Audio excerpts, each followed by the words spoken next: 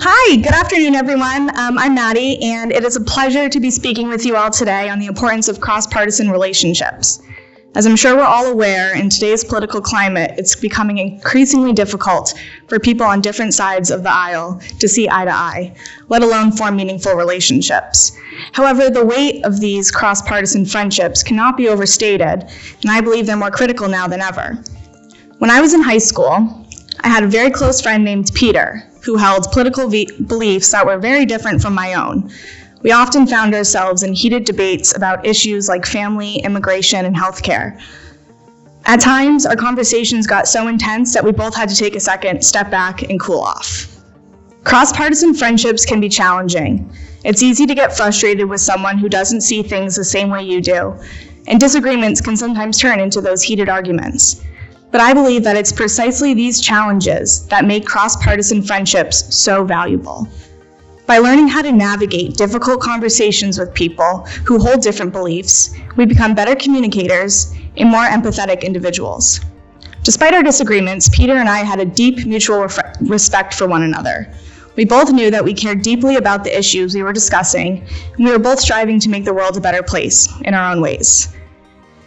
It's important to stress these cross-partisan friendships are not about changing people's minds or convincing them to adopt your beliefs. It never happened for me and Peter, despite years of Model UN trips, class projects, and local activism. Instead, they're about building relationships based on mutual respect and understanding.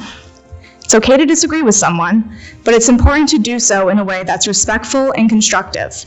It can be incredibly rewarding to have friends who challenge you and push your beliefs. It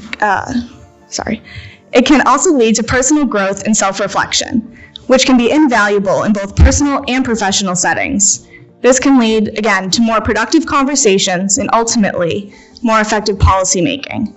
It's much easier to find common ground when you can see something from another's point of view. Over time, our debates became less heated, and we began to listen to understand and not to respond. Let me repeat that. Listen to understand and not to respond. Despite presenting facts and evidence, we both knew that the other would not change their mind. However, we both also knew that we were learning to consider the other side of the argument, not only in that particular discussion, but also as we set off on our separate ways to different universities right here in DC. Since then, I've carried that lesson with me, and I found that some of my most rewarding friendships have been with people who hold different beliefs from my own. These friendships have broadened my perspectives and challenged me to think more deeply about issues I care about. So how can we cultivate these cross-partisan friendships? The first step is to be open-minded and willing to engage with people with different beliefs. It's important to remember that people are more than their political affiliations, and we often have more in common with each other than we realize. Another key component of cultivating cross-partisan friendships is to actively seek out these opportunities to engage with different people. This can be as simple as attending events, receptions, or meetings where you know there will be people from different political backgrounds. So, I encourage all of you to reach across the aisle and break bread with your political counterparts. It may be challenging at times, but the rewards are well worth it. By building relationships based on mutual respect and understanding, and going beyond our own echo chambers, we can become more effective communicators, better policymakers, and ultimately, better people. Thank you.